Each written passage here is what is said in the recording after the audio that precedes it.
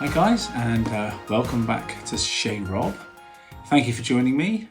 Today I'm going to be doing another random record reference review, which I've got some quite favourable comments about. Actually, the last one, quite good fun. So I'm doing another one today, and apologies if sometimes I have to look at the cover, because some people said, oh, your memory must be going. Well, that is true. I'm not as young as I used to be, but at the same time, you know, there's a lot of records to go through, and I can't always remember the tracks or, you know, whatever facts I'm trying to get. So if occasionally I open it up and there's a bit of a pause there, I'll try to edit it and run through as quick as I can. But yeah, so occasionally I might have to stop. Anyway, I've picked up a fist load of those records. They're down here now, and we shall begin. What time is it? It's The Time with Morris Day. Brilliant. I stumbled across this band obviously from watching the Prince film Purple Rain, because I'm a huge Prince fan, and doing some reading about Prince and so on, and learning more about him around this period of time. I was probably 15, 16 when I was getting into these albums, and they'd been out maybe 2 or 3 years before that. Anyway, I'd realised that Prince actually wrote all the songs on the Time albums. I think they only made 3 albums, maybe it was 4. But Prince wrote all the songs, and there's demos somewhere. I've got some on the 1999 deluxe box set actually, and some bootlegs of him playing songs that were on these albums. So he would demo them pretty much as he wanted them, and then give them to The Time, because Morris Day was his friend. They went to high school together and stuff like that. And then this band would put their own vibe on it with their own musicians and their own band members. But it's pretty much the Prince song, pretty much. And on this track there's 779311, 7779311, which has got an amazing Lindrum program, which Prince had programmed on the Lin 1. I've got the Lin 2 over there, but this was on the Lin 1. And it's just a great groove, and I think the drummer from Third Eye Girl, Hannah Welton, is it? Kind of recreated it live, but I saw Michael B. No, not Michael B. I saw, what was his name? I can't remember his name. John Blackwell do it with Prince a few times towards the end of Prince's career, when John was in the band for, you know, quite a 5, maybe 6, 7 year period. And he would recreate it, and it just sounded great. So for drummers, just for programming, just check this album out for that song, 7779311. Amazing. But there's so many great songs on here. The Walk is funky. Well, I mean, Wild and Loose is funky. I mean, it's all funky. There's some great ballads as well. Gigolos Get Lonely Too. And it was just their image. They were so cool. Whereas Prince and Revolution were kind of frilly shirts and outrageous clothes. These guys look like gangsters, you know, from the 30s. And of course, there's Jimmy Jam and Terry Lewis in this band as well. And Prince sacked them because they went off to do a session for the SOS band, which actually, the album is there. They did Just Be Good to Me. And I think Prince sacked them. Even though they're on days off, they flew out to LA to do that, or New York or something. And Prince famously sacked them, so they left. But this was like a super group with Morris Day, you know, Jimmy Jam and Terry Lewis, Monte Moir on keyboards. And why can't I think of the drummer's name? That's really annoying. Jelly Bean Johnson, of course. And the guitarist, who actually was pretty sort of badass player himself, enough to rival Prince, was Jesse Johnson. And there's the inside cover. And they got their Stacey Adams, which is the shoes.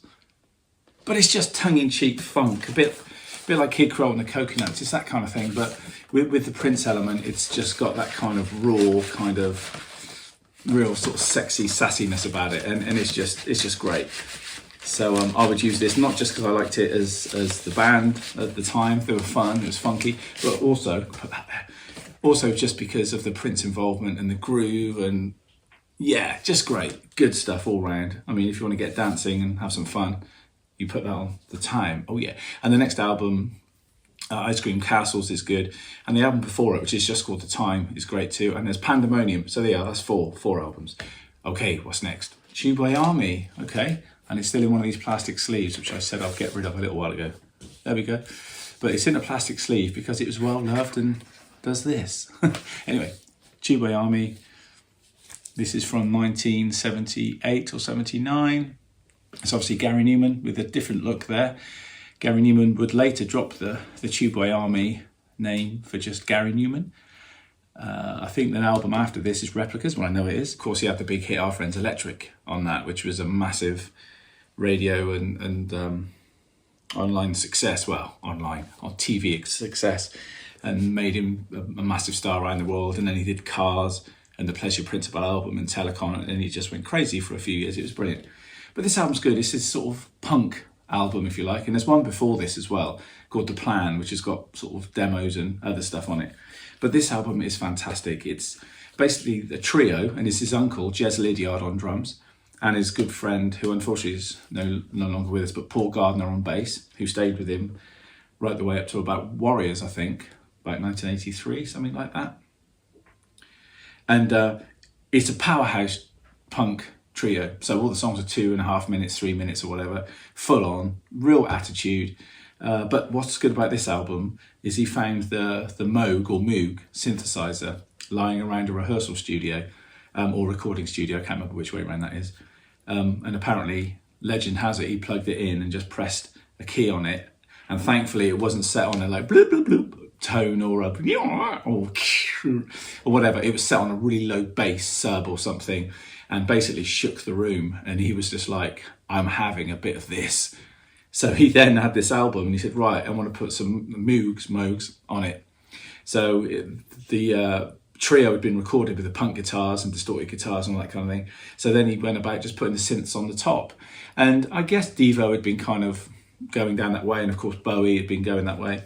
But I hadn't come across them yet as much. And when Gary Numan came out on Top of the Pops a year after this was made, doing Our Friends Electric, with black hair rather than blonde hair, I was just blown away. It was like, oh my God, this is the sound for me. And then hence started my love affair with Gary Numan's music right up till the present day. And he introduced me to drum machines and Lins and all, Roland drum machines and all that kind of thing. But yeah, this album's great. There's some great tracks on here.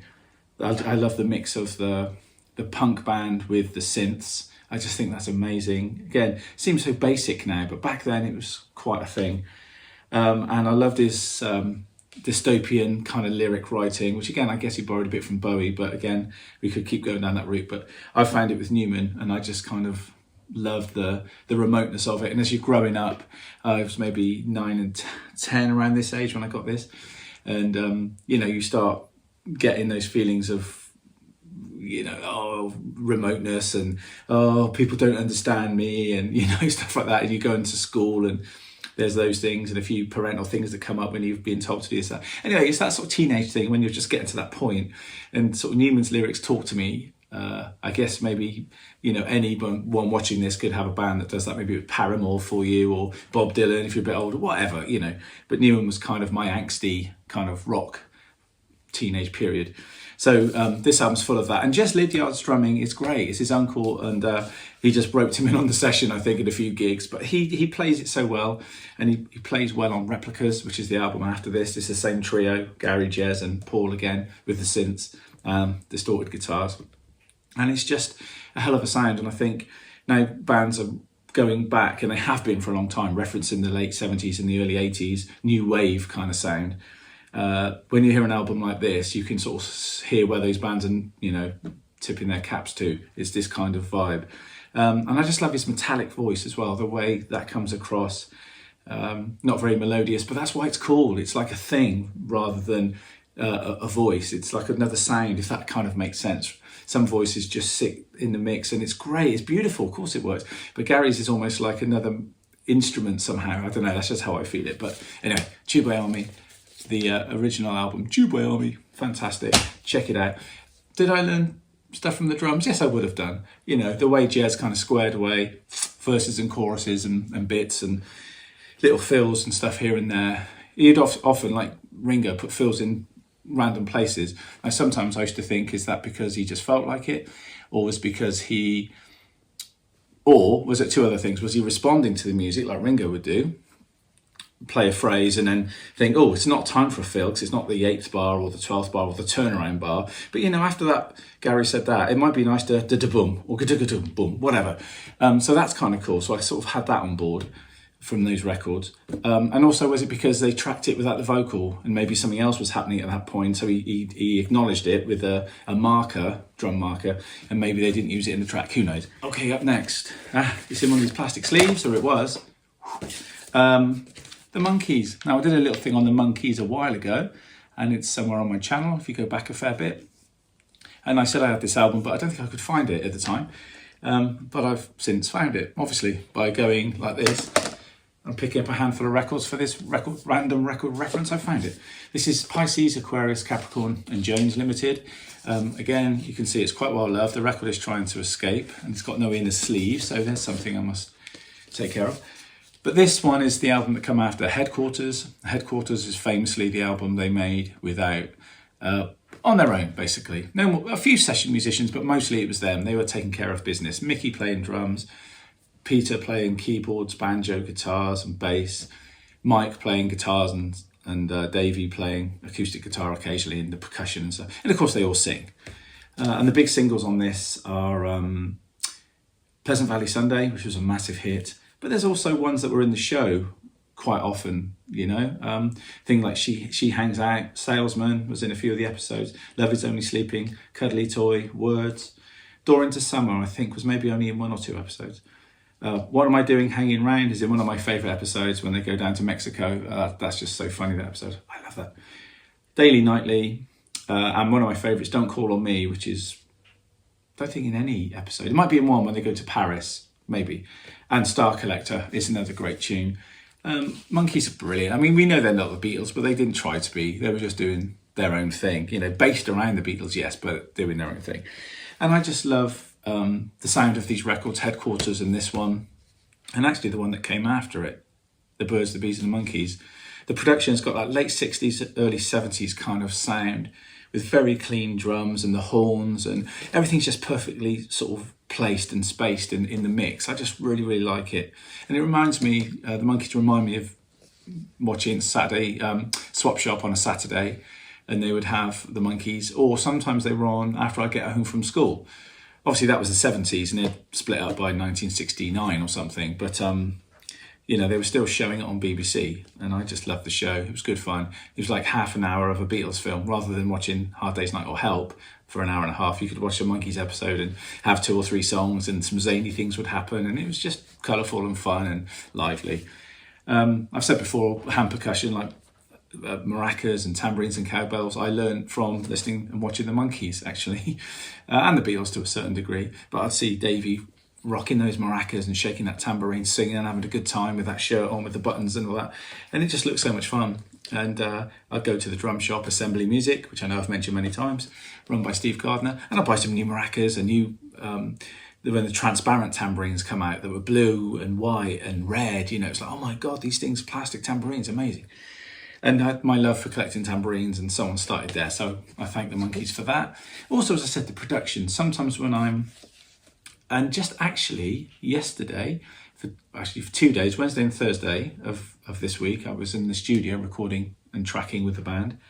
And one of the songs I started to reference kind of this Monkees, Glenn Campbell, Carpenters type, very clean sounding mix kind of idea. And I was using it. So, you know, this album just this week, Wednesday would have helped me to get to that. Because the Beatles albums, which I was listening to, and Gary Newman and all that at that time, you know, they all got something to offer. And this one gave me that kind of I call it a homely late 60s, early 70s sound, where everything's just very, very comfortable, very clear, very clean, no distortion. And this is just a great album to check. So thank you, album, for giving me that inspiration. Okay, next up, what have we got? What is it? No, I know what it is. It's Dean Hurley. Great cover, look at that. See, I'd often like to live in a house like that in the middle of nowhere, like one of these modern new age houses, but I know I'd be really nervous at night. Sad, isn't it? But anyway, Dean Hurley. Again, don't know a lot about him, but I watched the 3rd season of Twin Peaks, like the return event or whatever they called it. And that was crazy and zany and mental, and I loved it. I love David Lynch. I've talked about him before at length on some of these things. Just brilliant. And I love the music in it. And that was made, I don't know, 2017, 18, ages ago. And then just last year, I was doing a deep dive into ambient electronic music or whatever, and I come across some tracks by Dean Hurley. And I did a little bit of research. I said I don't usually, but it was late at night. I was sat over there chilling, so I thought, why not? And I realised that he did some of the music, or maybe it was all of the music, on that Event Return Twin Peaks Season 3 show. And I loved it. Some of it was so ominous, and he was using really cool mid-tempo to slow tempo drum grooves, but with distortion on them, and they just sounded so horrific and so scary. And put to David Lynch's visuals, it was effective. All he needed was that drum groove with that reverb or plate on it, making those kind of graunchy sounds at that tempo, and maybe a few eerie synth noises, and you had a crazy soundscape, which I'm really inspired by, and it inspires me when I'm writing my own music, which I'm still doing. I'm still working on the album. Anyway, so I checked this album out, and I think 2 of the songs are in that Twin Peaks show, or certainly something very much like them. And I just think it's a great album. I went straight out and bought it on vinyl. There's a picture from Twin Peaks, Laura Palmer. So yes, this was definitely music from that, I would say. Again, I haven't really looked into it. I don't know if that's good or bad. I just bought it. Well, I streamed bits of it and I bought it straight away. Can't remember where I bought it from.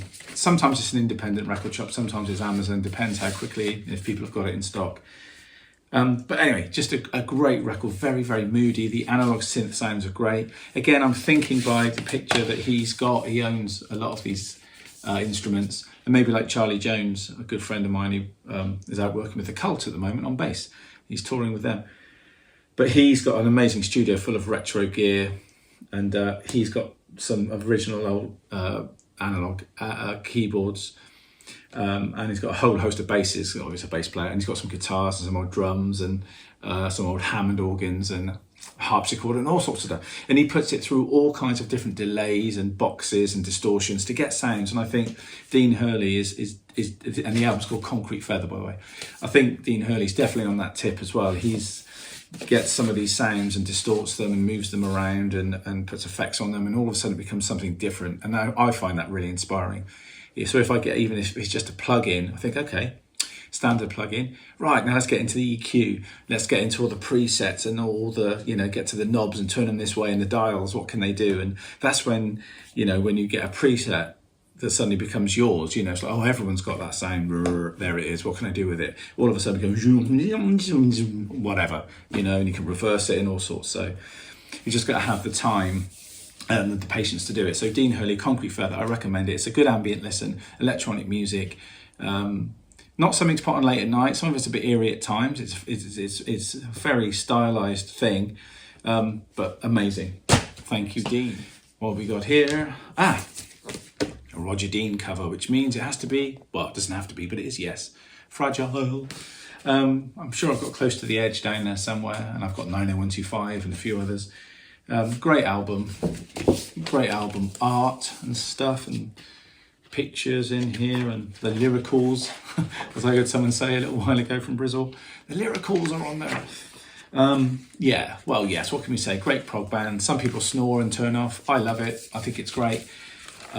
I love the vision of bands like this and Pink Floyd and stuff. They took what the bands like the Beatles and the Kinks and the Stones and the Who were doing, especially the Who, maybe with rock operas and stuff, and Beatles with Sgt. Pepper and what have you, and Satanic Verses for the Stones. And they're slightly younger, not much, but a little bit younger, and just saying, right, we've got that 3-minute pop song, you've given us all these great albums, now we're going to run with that, and we're going to do something that lasts 15 minutes with almost like classical or operatic movements within it. How about that?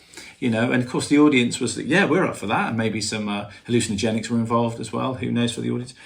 But now talking to people about it, when you see music cut down to 3-minute sound bites again, some students go, oh my god, that's really gratuitous, 15 minutes, 20 minutes, a whole side. But you've got to remember they're like movements, like a classical piece. So there are segments, some they'll come back to, usually top and tail, overture and so on, finale. But not always, they can move on and never come back to some of those themes. But again, music's, it's a broad church, so why not check it out? So I love Yes. I always have done. I love John Anderson's voice, and I love all the different sort of lineups too. But the classic one, Alan White is amazing, Steve Howe on guitar, Bill Bruford, of course, on drums on this, Rick Wakeman, and Chris Squire. I mean, each member is a stellar musician in their own right. And sometimes together that doesn't always work. An all-star band can make for a very dull or boring band. But for me, subjective again, I know, but for me, amazing. This album it's got like some band tracks, but then they put together, because I think they were busy touring, little individual ones. So I think Rick Wakeman's got something based around Brahms or something, and the bass player's got, Chris has got a tune called The Fish, which is like layered basses with drums over the top and stuff, you know. John Anderson messed with vocal stuff and did a vocal kind of piece with harmonies and stuff. And Bill Bruford did a very cool drummy thing, which is really odd, 5% of Nothing, is that called? Something like that. Go look in, yeah. 5% for Nothing, yeah, Bruford. Long Distance Run Around, the band track, Roundabout, Heart of the Sunrise, oh my God, fantastic. Long Distance Run Around, South Side of the Sky, Roundabout. You know, I mean, those 4 or 5 songs just with the band alone is worth an EP, let alone the rest of the stuff. But yeah, great album.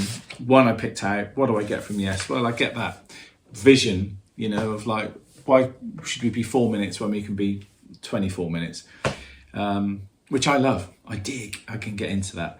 The production again is good. You know, when you listen to how this was recorded, this kind of music, it's that extension and that you hear on the sort of Fleetwood Mac records and stuff that started with the Glyn Johns kind of thing, you know, drum wise, and how that progressed. And I think that the production of it, Eddie, I can't think of his name, what's his name? Eddie Kramer, it's not Eddie Kramer, is it? Eddie Offord, you know, dealing with this sort of stuff and tracking it must have been so difficult. And there's stories that I won't go into now, but check them out online on YouTube and stuff, videos of them talking how difficult it was to track some of this stuff and how long they took to record some of it. But I just think it's great. It was another movement in music, moving music forward. And it also helped me play odd times as a drummer, learning odd times, getting into that. The John Anderson thing, I guess the harmonies, Rick Wakeman introducing something that at my age, which again, I would have been 12, 13 when I heard this album, I would have been like, oh, classical music. No, it's all about pop and rock and funk and that. But he introduced me through this sort of stuff in his soloing in the band, that kind of vibe, as did John Lord with Deep Purple, introduced that you can have a crossover, you know, between different styles and it can be effective. Chris Squire's bass, maybe listen more to the bass player. Steve Howe's playing, I know it's not everyone's cup of tea, but the fact that he was like, I'm not doing blues licks, I'm not doing jazz licks, I'm going to try and reinvent everything, means it is, you know, kind of a very kind of oddball play in style at times, but what's wrong with that? You know, how brave is that to sort of try your best not to go down the cliche route, I think, because he's learnt them, but like I said about Coltrane ages ago, he learnt them but decided to break the rules. And I think that's where it's at, and I've taken something from his book, you know, on that. I think that's great. So yeah, what can you say? Brilliant band, Bill Bruford, top drummer, really good, jazzy, rudimental style, but starting to invent his own style that he would go on to do with King Crimson. I was going to say Killing Joke then. King Crimson and his own band Earthworks and stuff. Great guy. I heard he can be a bit grumpy, but hey, he's Bill Bruford, whatever. Okay, last one up is Peter Gabriel. Is this 4? It's sometimes called Melt because of the cover. But this is a good reference for me. Let's start with that first drumming wise. Phil Collins is on there. Is it Jerry Marotta? I think it's Jerry Marotta. I always get the names wrong. Oh my goodness, this writing. Why do they make it so difficult to read these things? Yeah, Jerry Marotta and Phil Collins. No cymbals on this album, which is a thing that Kate Bush was also doing at this point. Very brave, just using the drums and maybe some broken glass effects and stuff. Great Old Grey Whistle Test or Melvin Bragg documentary about how he made some of those sounds with a Fairlight, one of the early computers, and sequencers and sampling devices. And he goes to like a breaker's yard somewhere local and is smashing up all this stuff and he uses it on the drum sounds and brilliant. So yeah, awesome. Phil Collins drumming, all the toms you'd expect, well, going that way. And Jerry Marotta, great playing, driving it forward. Both of them are superb. The gated snare sounds, a sort of Hugh Padgham sort of big drum sound starting to come through on this. Lynn drums on there as well, probably in a Roland CR78 or whatever it is, that other, or 80 drum machine on there. So this is introducing me to that. Games Without Frontiers, I just thought was a fantastic song. It was the single that made me think, I want to borrow this album off my mate. And I don't think I ever gave it back. So Matthew, I'm so sorry, I've still got it, as you can see. But great stuff. Intruder, No Self-Control, I Don't Remember, Family Snapshot, which is just amazing.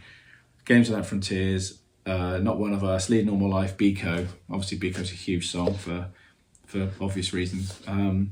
So yeah, great. Peter Gabriel's voice, stunning. His songwriting bridged that gap for me between Prince and Gary Newman or something. It was funky, but it was also like this remoteness to it and this art house thing going on. So it kind of worked for me. And of course, David Rose plays guitar on this, and all the usual kind of musicians, Tony Levin you would expect to be on his records, they're all here. Plus Paul Weller, I think, on one or two songs.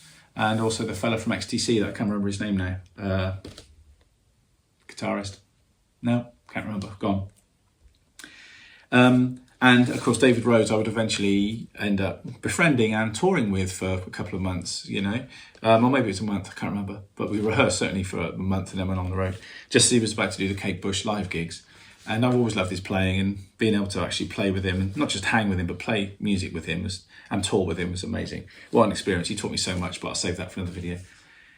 So yeah, production-wise, just the space in this album, you know, the remoteness of it, you know, where the drums live in a certain space, they're not sat in the middle, or if they are, it's the sound that they've created that make it, you don't want fills, you don't need hi-hat, you don't need crashes, it's just doing this insistent thing. And with the voice coming in and sort of some graunchy sounds like on Intruder, it just sets the scene. And I think every song on here does exactly that. It just sets the scene, which is what we're after. You know, it's like a blank canvas when you put the needle on, and then all of a sudden all these different colours come in, and you've had this mini movie, and then it moves on to the next track and it's setting it up again. Now that sounds obvious, but some albums I don't get that feeling, you know, just listen to it as a continuous thing and still enjoy it.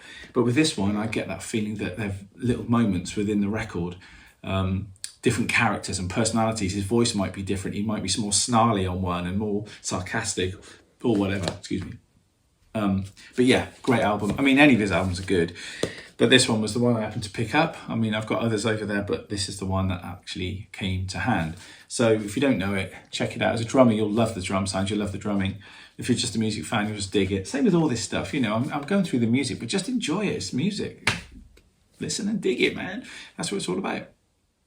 Okay, guys, thanks for tuning in. Really appreciate you being here. If you could do all the usual things, like and subscribe, and also pass on this channel to other people. Get a few more subscribers would always be good and always be helpful. So I hope you enjoyed this. Hope it's been useful.